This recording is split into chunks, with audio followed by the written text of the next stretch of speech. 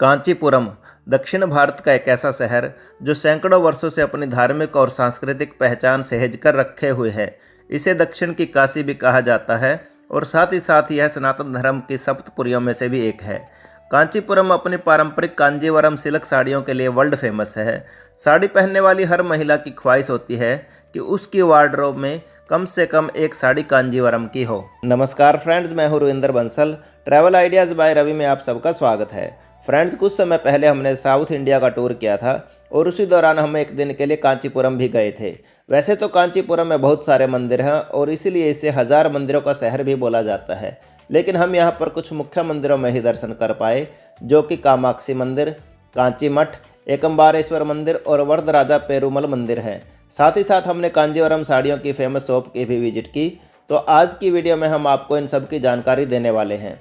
तो चलिए बिना देर किए आपको लेके चलते हैं कांचीपुरम। सबसे पहले आपको बता देते हैं कि कांचीपुरम कैसे पहुंचा जा सकता है। कांचीपुरम भारत के मेन टूरिस्ट प्लेसेज में से एक है और सड़क, रेल और वायु मार्ग से यहाँ आसानी से पहुंचा जा सकता है। कांचीपुरम का निकटतम हवाई अड्डा चेन्नई इंटरनेशनल एयरपोर्ट है और लगभग सभी मेट्रो सिटी से चेन्नई के लिए फ़्लाइट आपको आसानी से मिल जाएगी। कांचीपुरम से चेन्नई की दूरी 72 किलोमीटर के करीब है। चेन्नई पहुंचने के बाद आप बस से भी कांचीपुरम पहुंच सकते हैं या फिर कैब बुक करके भी आप यहां पर पहुंच सकते हैं। हम चेन्नई से 4500 रुपये में कैब बुक करके कांचीपुरम पहुंचे हैं। हम सुबह जल्दी ही कांचीपुरम पहुंच गए थे और यहां पहुंचने के बाद सबसे पहले हम नित्यम अमृतम रेस्टोरेंट गए और ब्रेकफास्ट किया। यहां हमने साउथ इंडियन फूड अप्पम और इडियप्पम लिया। अगर मैं इनके नाम कुछ गलत बोल रहा हूं तो आप कमेंट करके मुझे करेक्ट भी कर देना। इडियप्पम सेवई की एक डिश है जिसे चावल के आटे से बनाया जाता है। अप्पम कुछ डोसे जैसा है और ये खमीर उठाए हुए चावल के घोल और नारियल के दूध से बनाया जाता है। दोनों ही डिश हमें बहुत अच्छी लगी। नाश्ता करने के बाद सबसे पहले हम आपको कामाक्षी मंदिर लेकर चलेंगे। सो फ्रेंड्स, हम श्री कामाक्षी मंदिर पहुंच गए हैं। मंदिर के मेन गेट के पास ही जूता स्टैंड और क्लॉक रूम बना हुआ है, जिनमें आप अपने शूज़ और सामान रख सकते हैं। श्री कामाक्षी मंदिर को पल्लव राजाओं ने 6वीं शताब्दी में बनवाया था। मंदिर की मूल संरचना या तो प्राकृतिक आपदा में नष्ट हो गई या फिर समय के थपेड़ों के साथ जर्जर हो गई। लिहाजा 14वीं और 17वीं शताब्दी में इस मंदिर का पुनरुद्धार किया गया। मंदिर के अंदर जाने से इसके प्राचीन होने का एहसास भी हो जाता है। श्री कामाक्षी मंदिर माता कामाक्षी को समर्पित है। ये मंदिर माता सती के 51 शक्तिपीठों में से एक है और यहाँ पर माता का नाभि स्थल है। कहा जाता है कि कांची में कामाक्षी, मदुरई में मीनाक्षी और काशी में विशालाक्षी के स्वरूप में देवी अपने त्रिपुर सुंदरी रूप में विराजमान है। इस मंदिर से कई पौराणिक कथाएं भी जुड़ी हुई हैं। एक कथा के अनुसार देवी ने असुर भंडासुर का वध करने के लिए कन्या स्वरूप में अवतार लिया था। तब वे इसी मंदिर में बैठी थी, इसलिए इस मंदिर की मूर्ति को स्वयंभू भी माना जाता है। कामाक्षी मंदिर से आदिगुरु शंकराचार्य जी का नाम भी जुड़ा हुआ है। कहा जाता है कि इस मंदिर में उनकी गहरी आस्था थी और उन्होंने ही यहाँ पर स्थित श्री चक्र का निर्माण भी स्वयं करवाया था, जिसे कामकोटि कहते हैं। हमने माँ कामाक्षी के दर्शन कर लिए हैं और इनके दर्शन करने के बाद मन को एक अलग ही शांति का अनुभव हुआ है। श्री कामाक्षी देवी के मंदिर के पीछे की तरफ काफ़ी बड़ा सरोवर बनाया गया है, जो कि बहुत ही सुंदर है। यहाँ पर 24 स्तंभ भी बनाए गए हैं, जो कि गायत्री मंत्र के 24 अक्षरों का प्रतिनिधित्व करते हैं। श्री कामाक्षी देवी के दर्शन करने के बाद अब हम आपको आगे दूसरे मंदिरों की तरफ लेकर चलते हैं। श्री कामाक्षी मंदिर से थोड़ी दूरी पर ही श्री कांची कामकोटि पीठ है। श्री कांची कामकोटि पीठम की स्थापना आदि गुरु श्री शंकराचार्य जी ने 482 ईसा पूर्व में की थी और अब तक इसे 71 आचार्यों की अटूट परंपरा का गौरव प्राप्त है। आप जब कभी भी कांचीपुरम की यात्रा पर आएँ तो श्री कांची कामकोटि पीठ भी जरूर आएँ। यहाँ आकर आपको बहुत ही अच्छा लगेगा।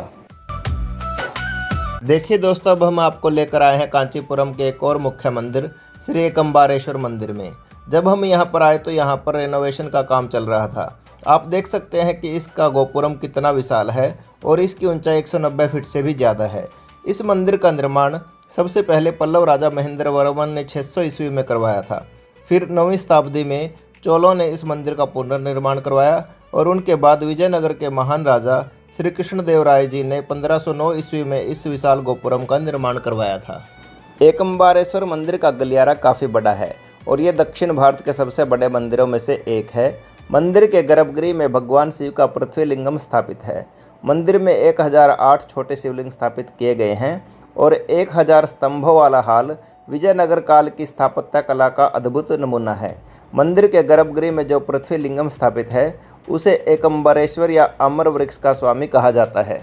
इस मंदिर से जुड़ी कुछ मान्यताएं भी हैं, जिनके अनुसार एक बार मां पार्वती वेगावती नदी के पास मंदिर के प्राचीन आम के पेड़ के नीचे भगवान शिव को प्रसन्न करने के लिए तपस्या कर रही थी। भगवान शिव ने उनकी भक्ति की परीक्षा लेना चाहते थे, इसलिए उन्होंने पार्वती को अग्नि में प्रज्वलित कर दिया। तो सहायता के लिए देवी पार्वती ने भगवान विष्णु से प्रार्थना की।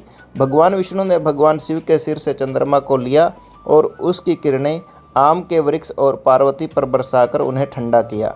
फिर भगवान शिव ने पार्वती की तपस्या भंग करने के लिए गंगा नदी को भेजा, लेकिन पार्वती ने गंगा को समझाया कि वे तो बहनें हैं और एक ही परम शक्ति भगवान शिव की पूजा करती हैं। गंगा ने उनकी बात को मानकर उन्हें कोई हानि नहीं पहुंचाई। भगवान शिव से एक होने की इच्छा से मां पार्वती ने रेती से एक शिवलिंग बनाया। मां पार्वती की भक्ति से प्रसन्न होकर भगवान शिव मनुष्य के रूप में अवतरित हुए और मां पार्वती से विवाह किया। भगवान शिव वहीं पर मां पार्वती द्वारा पूजे जाने वाले शिवलिंग के रूप में विराजित हो गए। यहीं से भगवान शिव को एकम्बरेश्वर या फिर आम के वृक्ष के स्वामी के रूप में जाना जाने लगा। मंदिर के प्रांगण में स्थित जो आम का पेड़ आप सामने देख रहे हैं वही 3500 साल पुराना आम का पेड़ है और इसकी 4 डालियां 4 वेदों का प्रतीक मानी जाती है और प्रत्येक डाल के आम का स्वाद एक दूसरे से अलग होता है। सो देखिए दोस्तों, पंचभूता स्थलम के मंदिरों में से एक श्री एकम्बरेश्वर मंदिर का हिंदू संस्कृति में विशेष धार्मिक महत्व है। यहाँ से अब हम आपको कांचीपुरम के एक और मुख्य मंदिर श्री वरदराजा पेरुमल मंदिर लेकर चलते हैं। श्री वरदराज पेरुमल मंदिर कामाक्षी मंदिर से 5 किलोमीटर की दूरी पर है। यहाँ मैं आपको बता देता हूँ कि कांचीपुरम मुख्य रूप से 2 भागों में बटा हुआ है, शिव कांची और विष्णु कांची। शिव कांची में कामाक्षी मंदिर और एकम्बरेश्वर मंदिर है और विष्णु कांची में मुख्य रूप से श्री वरदराज पेरुमल मंदिर है। श्री वरदराज पेरुमल मंदिर भगवान विष्णु का समर्पित है। मंदिर के गर्भगृह में भगवान वरदराज पेरुमल खड़ी मुद्रा में अपने भक्तों को दर्शन देते हैं। मान्यता है कि भगवान पेरुमल ने ब्रह्मा जी को उनके यज्ञ से प्रसन्न होकर वरदान दिया था, इसलिए उन्हें वरदराज पेरुमल के नाम से जाना जाता है। भगवान वरदराज स्वामी के दर्शनों के लिए 24 सीढ़ियों से जाना होता है, जो कि गायत्री महामंत्र के अक्षरों की संख्या को दर्शाती है। हमने भगवान वरदराज पेरुमल स्वामी जी के दर्शन कर लिए हैं। मंदिर के बारे में मान्यता है कि ब्रह्मा जी ने स्वयं को शुद्ध करने के लिए कांची में यज्ञ किया था। उन्होंने अपनी पत्नी माता सरस्वती को त्याग दिया और दूसरी पत्नियों गायत्री और सावित्री के साथ यज्ञ किया। सरस्वती नदी गुस्से में आकर वेगावती नदी के रूप में बहने लगी। ब्रह्मा जी के अनुरोध पर भगवान पेरुमल ने नदी के उस पार लेटकर बाढ़ को रोका। मंदिर के गर्भगृह में भगवान जी की बड़ी प्रतिमा है और उनके आगे ही एक छोटी प्रतिमा भी है जो स्वयंभू है और अग्नि से निकली हुई है। आप जब कभी भी यहाँ पर दर्शन करने के लिए आएँ और अगर ध्यान से देखेंगे तो आपको निशान मिलेंगे। मंदिर के अंदर नरसिंह भगवान और माता जी की भी प्रतिमाएं हैं, वे भी स्वयंभू हैं। इस मंदिर की एक विशेषता यह है कि यहाँ पर सोने की छिपकलियों की पूजा की जाती है। छिपकलियों की पूजा करने के पीछे की कहानी यह है कि ऋषि भृंगी के 2 पुत्र ऋषि गौतम के शिष्य थे। उन्होंने ध्यान नहीं दिया कि उनके गुरु की पूजा के लिए लाए गए जल में 2 छिपकलियां गिर गई थी। ऋषि गौतम ने उन्हें छिपकली बनने का श्राप दिया। उन्होंने मुक्ति की प्रार्थना की तो ऋषि गौतम ने कहा कि तुम्हारी मुक्ति कांचीपुरम में होगी। कांचीपुरम पहुंचने के बाद उन्होंने भगवान पेरुमल से मोक्ष की याचना की। भगवान पेरुमल ने कहा कि उनकी आत्मा उनके पास पहुँच जाएगी, लेकिन उनका नश्वर शरीर छिपकली के रूप में ही रहेगा। इसके साथ ही उन्होंने ये भी कहा कि जो लोग छिपकलियों की पूजा करेंगे वे सभी प्रतिकूल प्रभावों से मुक्त हो जाएंगे। श्री वरदराज पेरुमल मंदिर की एक और विशेषता इसका 100 स्तंभों वाला मंडप है और इसका निर्माण 16वीं शताब्दी में विजयनगर के राजाओं द्वारा करवाया गया था। यह मंडप विजयनगर साम्राज्य की कारीगरी का एक बेहतरीन नमूना है। इस मंडप का हर एक पिलर अपने आप में एक कहानी कहता है। इसके पिलरों पर योद्धाओं को घोड़ों पर सवार दिखाया गया है, जो उस समय की वीरता को दर्शाते हैं। मंडप के बीच में जो ऊंचा चबूतरा है, यहाँ पर उत्सव के दौरान भगवान वरदराज और देवी पेरुदेवी को लाया जाता है। इसकी छत पर भी बहुत सुंदर नक्काशी की गई है। सच कहूँ तो यह मंडप सिर्फ एक इमारत नहीं है, बल्कि उस समय के शिल्पकारों के ज्ञान और मेहनत का प्रतीक है। 100 स्तंभों वाले मंडप के पास में जो तालाब है, यहाँ पर भगवान वरदराज पेरुमल की अथी की लकड़ी से बनी हुई 40 फीट लंबी प्रतिमा स्थापित है, जिसे 40 वर्षों में एक बार भक्तों के दर्शनों के लिए बाहर निकाला जाता है, जिसे पिछली बार 2019 में निकाला गया था और आगे 2059 में निकाला जाएगा। मुझे लगता है कि ये भी इस मंदिर की एक और बड़ी विशेषता है, जो शायद ही भारत के किसी और मंदिर में हो, और अगर कहीं हो और आपको पता हो तो कमेंट करके ज़रूर बताइएगा।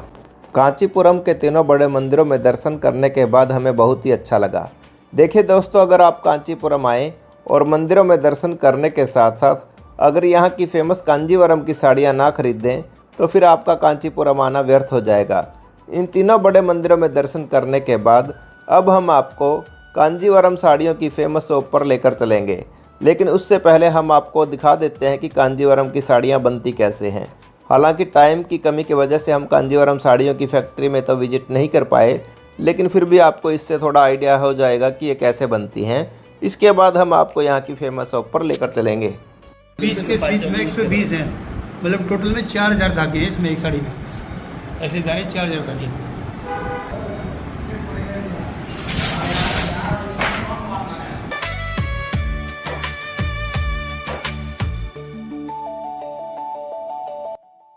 सो फ्रेंड्स, अभी हम आए हैं कांचीपुरम की famous shop Prakash silk and saris पर। चलिए अंदर चलकर आपको दिखाते हैं कि यहाँ पर आपको किस किस टाइप की साड़ियाँ मिल जाएंगी।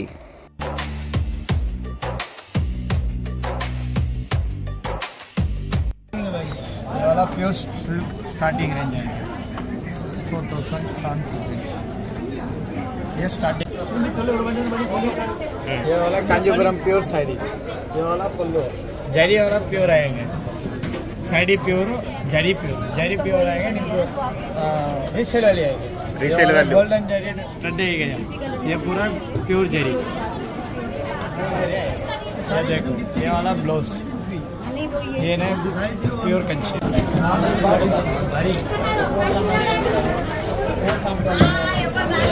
पूरा सिल्वर में आएगा।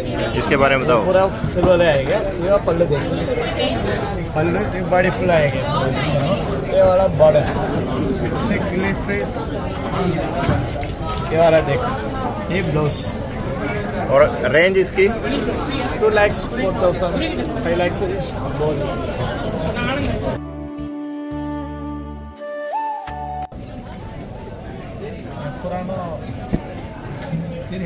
इसमें सिल्वर का या गोल्ड है? इसमें सिल्वर है। गोल्ड पूरा पाएगा 8 लाख 7 लाख। गोल्ड पूरा है जैसे आएगा, मैक्सिमम सिल्वर आएगा। Highest price 5 lakh. सो इस तरह से आप देख सकते हैं कि यहाँ पर आपको 1200 से लेकर 4 से 5 लाख रुपए तक की साड़ियाँ मिल जाएंगी। अभी आपके ऊपर है कि आपको किस टाइप की और कितनी रेंज तक की साड़ियाँ लेनी है। कांचीपुरम में इनके अलावा भी बहुत सारी अच्छी शॉप्स हैं, लेकिन टाइम की कमी की वजह से हम ज़्यादा नहीं घूम सके। अगर आपको पता हो कि और कौन कौन सी अच्छी शॉप्स हैं तो कमेंट करके हमें ज़रूर बताइएगा। तो चलिए अब मैं आपको बता देता हूं कि कांचीपुरम आने का बेस्ट टाइम कौन सा है और यहां पर दर्शन करने के लिए और घूमने के लिए कितना समय चाहिए। देखिए, अगर आप कांचीपुरम अच्छे से एक्सप्लोर करना चाहते हैं तो यहाँ के लिए कम से कम 2 दिन रखिएगा, जिससे कि आप ज़्यादा से ज़्यादा मंदिरों में दर्शन कर सकें और अच्छे से घूम सकें। अगर यहाँ आने के बेस्ट टाइम की बात की जाए तो वह है अक्टूबर से लेकर मिड मार्च तक का। इस दौरान यहाँ पर मौसम खुशगवार रहता है और टेम्परेचर भी नॉर्मल रहता है। सो फ्रेंड्स, कांचीपुरम की हमारी आज की वीडियो यहीं तक की है। ये वीडियो आपको कैसी लगी कमेंट सेक्शन में जाके हमें ज़रूर बताइएगा। इसके अलावा भी अगर आपके पास कांचीपुरम के बारे में कोई अलग जानकारी हो तो उसे भी हमारे साथ ज़रूर शेयर कीजिएगा। अगर आपके किसी दोस्त या रिश्तेदार का कांचीपुरम आने का कोई प्लान है तो उनके साथ इस वीडियो को ज़रूर शेयर कीजिएगा। हो सकता है कि इससे उनकी कुछ हेल्प हो जाए। अगर वीडियो अच्छी लगी हो तो वीडियो को लाइक करने के साथ साथ हमारे channel travel ideas by Ravi को सब्सक्राइब करना मत भूलिएगा। अब आपसे हमारी मुलाकात नेक्स्ट वीडियो में होगी। तब तक के लिए धन्यवाद। Thank you.